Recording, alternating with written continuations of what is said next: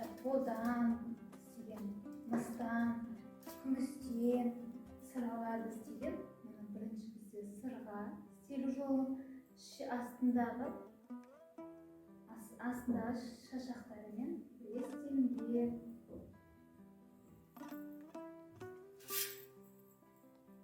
Бұл бізде баяғыда әжелерімізден бастап келген жеңгелеріміз, аналарымыз, әпкелеріміз.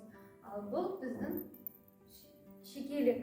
Қыздар бастарына шекелікті тағып, сындырған дауыстары естіліп, осылай шекелеріне таққан.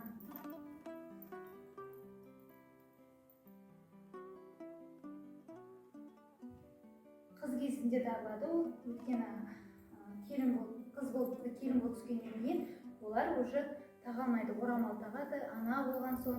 Ал бұл бізде шашбау. Шашбауды да қыз балаға тағылады. Екі жаққа өреді, екі жаққа шашын.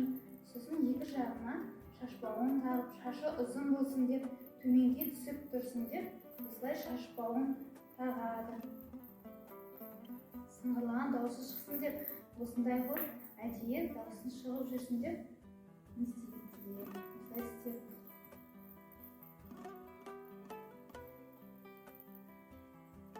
Осы қызым ата бабамыздан қалған осындай мұра. Осылай бізде кезінде әжелеріміз, жеңгелеріміз, аналарымыз осылай біздердің шаштарымызға осылай күміс металдан жасап, осылай әшекей бұйым жасап